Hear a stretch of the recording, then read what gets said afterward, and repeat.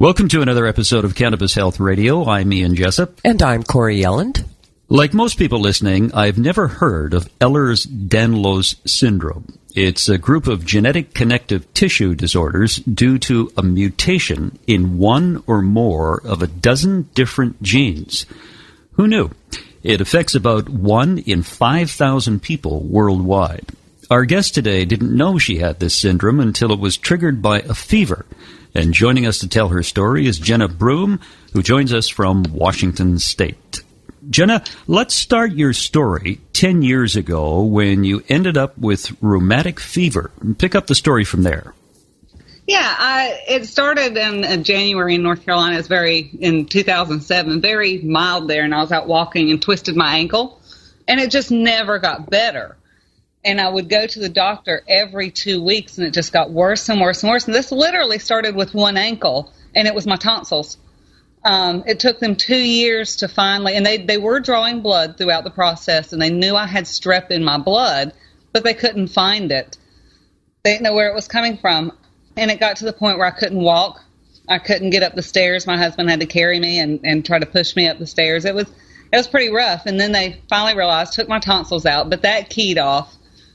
Just the autoimmune response of attacking my joints keyed off the Ehlers Danlos, and that's where we realized that there was a further issue causing my pain because the pain just didn't go away. Most of it resolved, but it didn't completely resolve.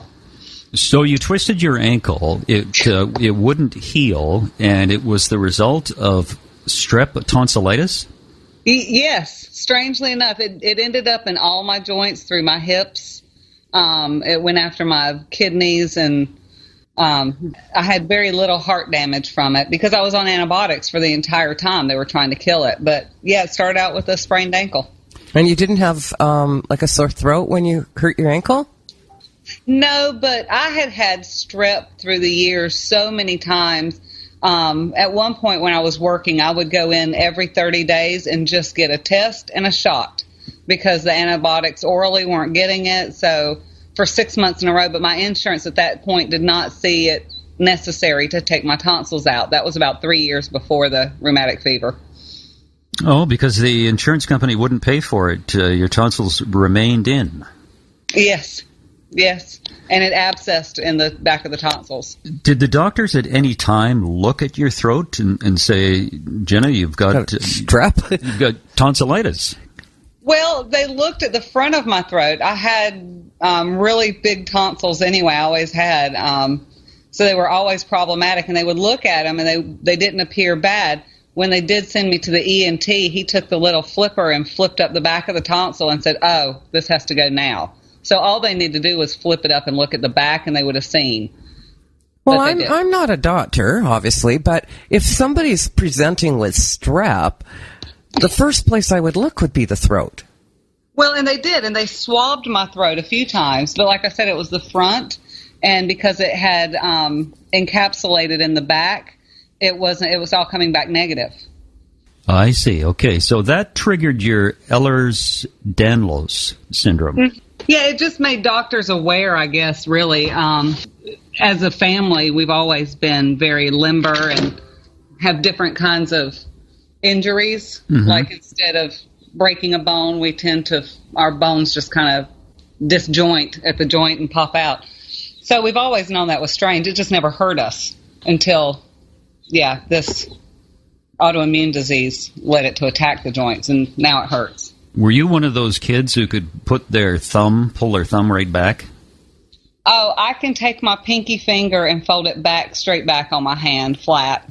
As a kid, I was the one that would grab my leg and do a split up the wall. I drove people crazy, yeah. I was in gymnastics. Ian has a very pained look on his face. I think he's doing the visual and on imagining him doing that. Well, and I'm thinking, and nobody noticed this. Yeah, I mean, if it doesn't hurt, it's no big deal, right? I guess so, except that there's a vascular component, which luckily I do not have. But there is a vascular component, so doctors need to be aware of this because it's very dangerous. One of my closest friends had her first heart attack in her 40s. And it just is what it is. She's got very weak veins and heart muscles. So you finally got your tonsils out, correct? I did, yes. And how was that? That was awesome. That was in 2008. And like I said, I continued to have a few problems with the joint pain, but really I was doing much better. And then in 2012, I had to have a hysterectomy because of endometriosis that we weren't aware of. So that was another problem that was going on through that 4 years. And that has been a problem that I literally just resolved with a surgeon in Georgia, a specialized surgeon to get rid of endometriosis. Apparently that's something in America we only have about 150 doctors who are actually trained to do it. Were you on much medication over that period? Through that period, I started out with Darvocet. I think they've banned that one now, which I find very interesting because I was never addicted to that one. It went from that to by the end of it, when I had my hysterectomy, I was taking 6 Percocets at a time so that I could walk. Wow. 6 Percocets at once? At once. My hips had popped out of place. It turns out that part of Ehlers Danlos is we metabolize drugs very fast. So I would get about an hour's relief from taking anything, and that was it. It was gone. So they were following my liver panels closely, and for me, the drugs were causing the pain. When I finally came off of all that, my hips went back into place. I could walk again, and I have, minimal pain. I feel it. I know it's there, but it's not screaming. So the pills were causing most of my pain, interestingly enough. And how long were you taking the pills? 3 or 4 years? No, I was on pills for about 7 years. Yeah, about 6 or 7 years. And so, it was a long journey. That's quite remarkable that the medication they were giving you, the pain pills, were actually causing you the problems. And once you were off them, things started to return to normal for you. It is interesting, and I try to tell people this because I know a lot of people with Ehlers Danlos. I'm in a lot of the groups, and I see this problem so often. I know, sorry to interrupt, I know with my chiropractor, he was talking to me about this a couple of times. So there's more and more articles coming out in the medical books about it, that opiates are only effective for a couple of weeks, and then it starts doing a reverse thing of actually creating more pain. Exactly. And then the doctors are giving people, more things to cover that up, and the antidepressants. And well, even morphine, there's now some real question as to whether or not morphine actually increases cancer. Well, most cancer patients who go the orthodox route are on morphine. Wow. Well, I was even on that fentanyl patch, and I took that fentanyl patch. I did it one time, and it lasted 3 days, and I had the shakes after that. And I said no more because I felt great while I was on it, but it was an immediate withdrawal. How difficult was it for you, Jenna, to get off these pain medications? Luckily I had a very understanding doctor who was always working with me, and because he knew I didn't want to be addicted, he knew that stigma was something I was aware of. So he worked with me to come down off of everything, but it was hard. I ended up in the hospital a couple of times. Looking back, I now know it was withdrawals, but it was also, after a hysterectomy, so I had those issues going. I had complications. I had to be hospitalized for a week afterwards from an infection. So I had problems, and I was stopping all the pills all at the same time. So I never quite knew what was what. And no doctor would acknowledge that it was withdrawals. Not once did a doctor say, your legs are shaking like this because of withdrawals from pills. Had they said that, I would have been fine with it. I would have gone home and taken more magnesium or, tried to find something else to do. But I had no idea. I was just afraid. When did cannabis come into play for you? Right after the hysterectomy. During that time when I was having such a hard time with the pills and being in so much pain, my mother called and said, you're going to have to stop taking those pills and start smoking weed. And she just retired from a community college. It shocked me.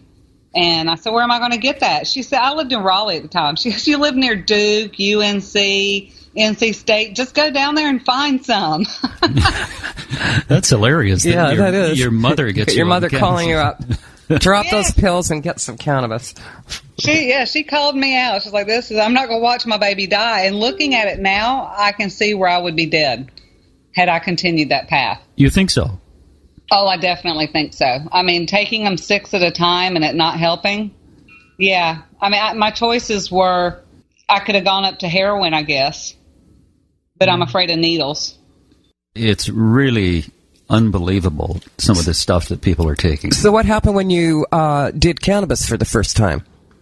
Oh, that was just hilarious. My husband is actually a Baptist preacher's son, Southern Baptist.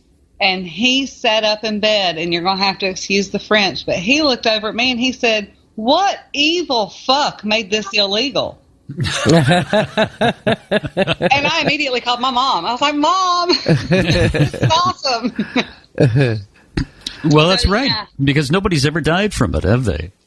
No one has ever died from it. And then through that process, I reached back out to some people in my youth because I found out that my parents had smoked when I was in high school, and they knew some of the people in the small town we lived in that could help me out from 20 years previous. And so I started calling around, and I ended up through that route sort of meeting Rebecca Forbes, who had nothing to do with that. But it was really neat because she's the one who guided me into coming off the pills.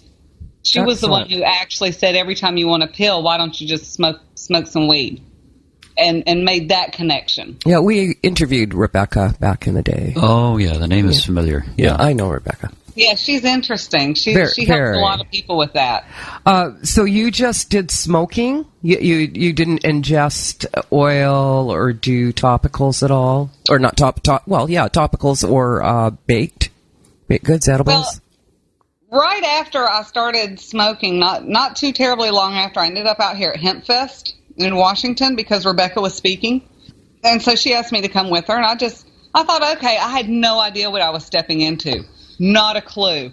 That was the most eye-opening, best thing that I've ever done in my life.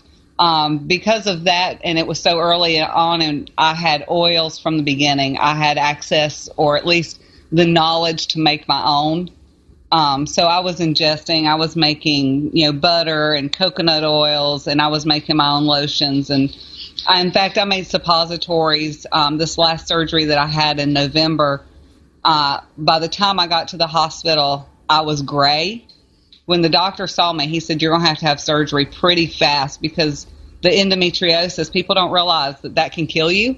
And it had attached to my lungs and my diaphragm, so I couldn't breathe. And it had attached my colon to my stomach, and I couldn't eat.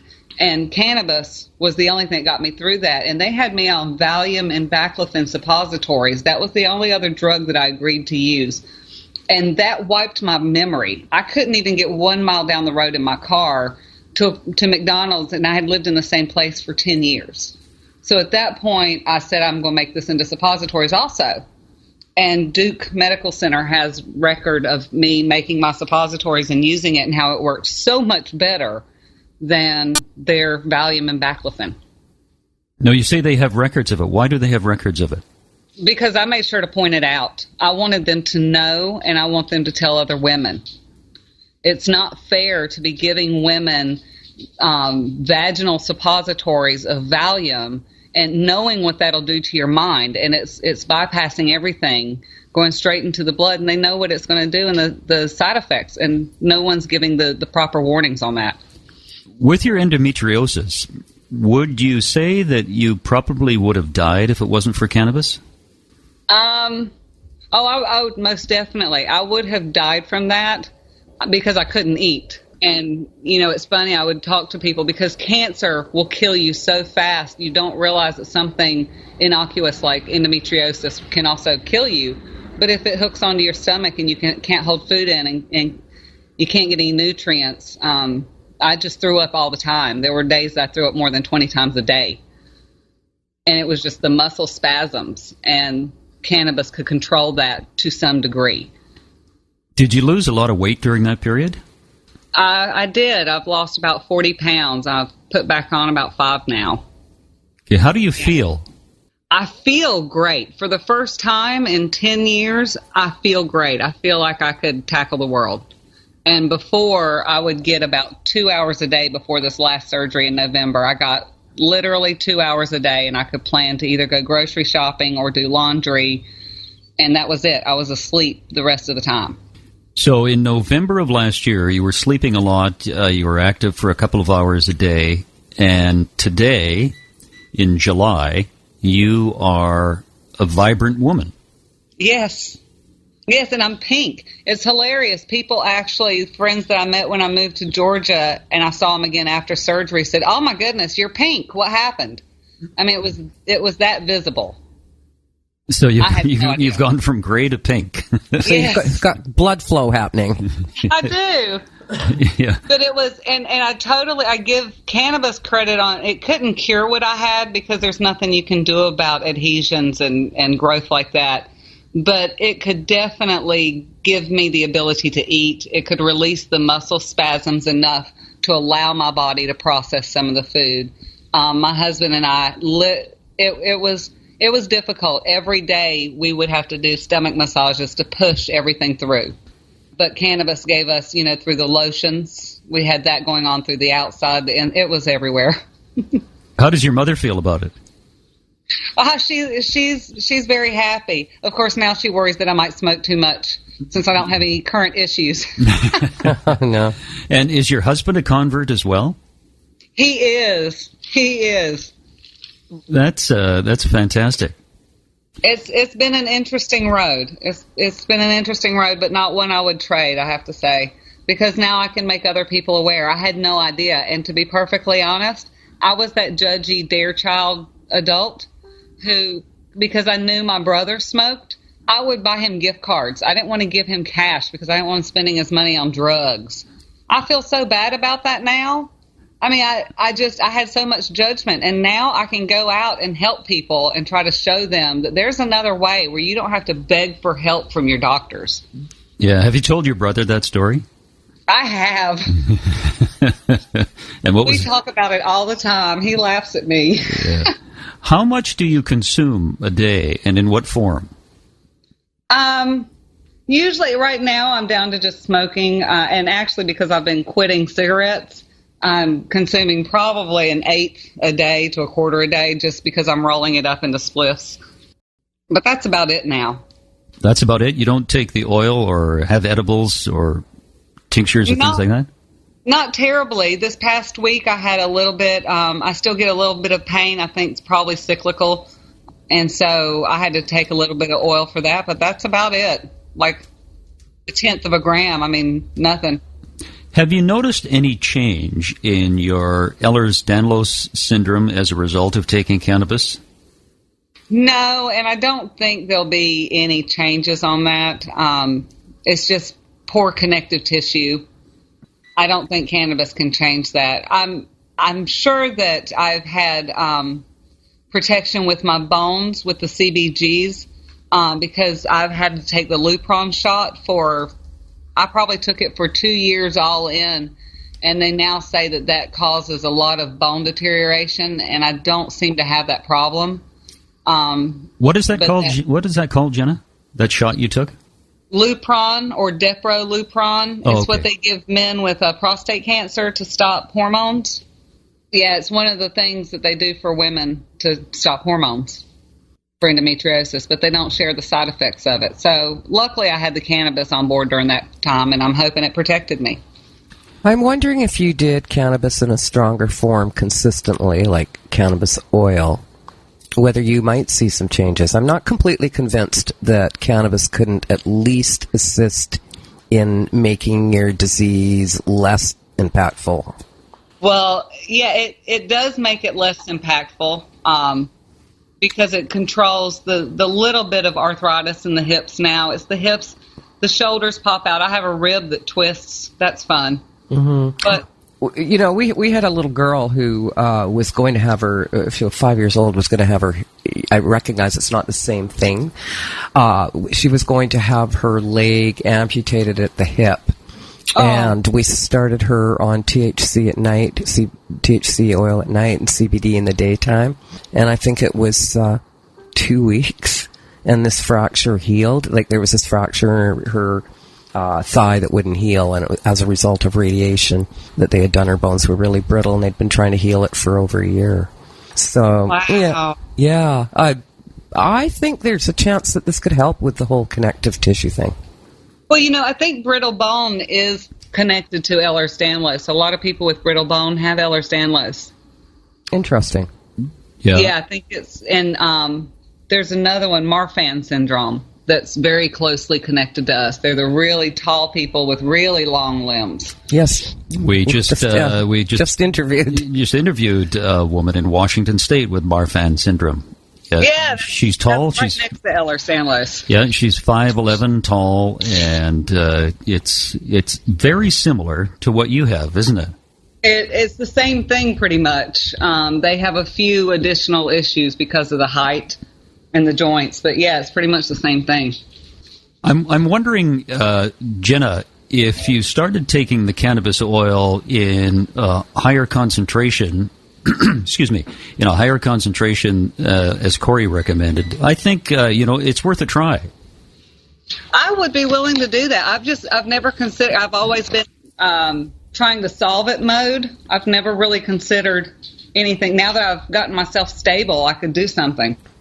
Actually pay attention, if that makes sense. Yeah, you mentioned a few moments ago that you have a rib that twists. Tell us about that. Well, I didn't even realize that until last week. I came to a massage therapist here. I have a point in my back that hurts terribly, and it hurts to breathe. And I've just always assumed it was a muscle. I've had massage people try to get it, and I end up in more pain than before every time. No one's ever been able to fix it. And this one massage therapist who used to be a nurse and a physical therapist before her retirement job, she fixed it. She rolled the rib. She found it on the front side and literally somehow rolled it back into place, and it immediately stopped hurting. Wow. So, yeah, 40 years in, and I'm finding new things out about my body. I think that's pretty cool. That is cool. How are your hips? Oh, they're very loose. They fall in and out all the time. You say that so nonchalantly. Oh, they fall out all the time. Yeah. If you stand on one leg with it straight, you've got the other one bent, so all your weight's on that one, my hip will go sliding out. That can be awkward at times. It could be. We learn to laugh it off, I think. You indicated earlier in this interview that you make your own oils and tinctures. Is that correct? That is correct. How has that been for you? Well, it's okay. It's a little more expensive trying to make it from pretty much $400 an ounce bud out there on the East Coast. But I've just done the basics. I haven't made FICO yet. I have used FICO, and when I make the suppositories, I always do that from a FICO beginning. But other than that, I make coconut oil infused and just put it in everything. Sometimes a tincture, but... Now, you are from Georgia. What is the medical cannabis law in Georgia with respect to recreational use and medical use? It's terribly illegal. I mean, they have the CBD law for the babies with seizures. I don't really count that as anything. I mean, honestly, I don't think it's helping anybody. In fact, I tell most of the parents I speak to think about it long and hard before they hand their name and information over to a registration group that they're going to be bringing in an illegal substance into the state. They have a very small registration, and I think 7 ailments. 7 ailments, that's all you can use it for? Yes, and nobody can grow it in the state. You can't buy it in the state. You can't make it. You can only have it if you have their card, but there's no way to get it. Why is that? Because it's illegal. I'm baffled. It just doesn't make sense, does it? It really doesn't. In fact, I taught my dentist as my senator, actually. And he's Republican, but he's really nice. I really like him. And obviously I'm not Republican. I got that. I'm independent, though. But he told me, I told him I was going to move to Washington because I needed a job, and medical marijuana is my my preferred medicine, and with the drug test situation in Georgia, I can't find a job. And he said, what if you could get one of those cards? Although my ailment's not in there, it wouldn't matter in that state. The companies are still drug testing. So I'm hoping that maybe if I open his eyes, he'll try to make changes from the inside. Give me your perspective of the difference between Georgia and Washington State. Oh, in my perspective, in Georgia, they're hunting the people like we're animals. They're hunting us. They've started a new program where the police can now determine if you are drunk, even if you pass their sobriety test and you pass the blood alcohol or the alcohol test. They can now say, well, obviously you're high, and arrest you and hold you in jail with no proof other than what they're saying. To me, they're hunting the patients because they're taking them in and they're going to start pulling blood on everybody they can, and they're going to find out which ones of us are patients. Is the public opinion in the South towards cannabis for medical purposes, at least, is that starting to change? I think the public opinion has changed. Yeah, I think we're at 85% approval with the public. The problem is that there's still a lot of the politicians. Backwards. Yeah, there's something strange where a lot of people just say, well, it's illegal, so you know the risk you're running, just don't do it. I mean, I still get a lot of that. But the majority of people are in favor of it for medical purposes. Yeah, they're running about 85% in favor. Yeah, I think what has happened is that the public opinion has surpassed by a wide margin the opinion of the political leaders in countries all around the world. Oh, yeah. And I think the movement is starting to gain momentum. And eventually, probably the South will become like the West Coast at some point in maybe 5 or 10 years. Oh, I hope so. Or sooner. Well, it's true. And I know that they have a lot of elections going on right now. And a lot of those, like the mayor of Atlanta's coming up.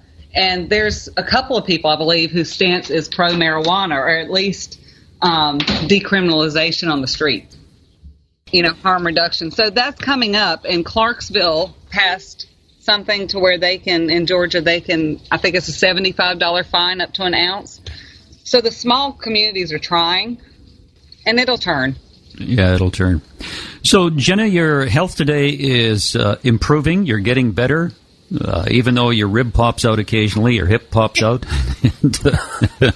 But are you off those nasty pharmaceutical medications?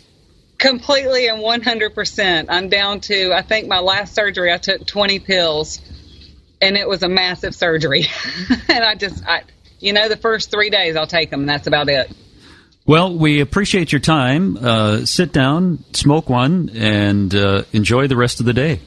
Well, thank you. You too. I hope y'all have a wonderful day. Thank you so much, Jenna. And that's another edition of Cannabis Health Radio. Don't forget to check out our webpage, cannabishealthradio.com, and look at some of the apparel that we've got for sale there. Cannabis Health Radio T-shirts, mugs, hats, and hoodies. Wherever you are in the world, thanks very much for listening. You've been listening to the Cannabis Health Radio podcast. Visit our website, cannabishealthradio.com, and follow us on Facebook and Twitter.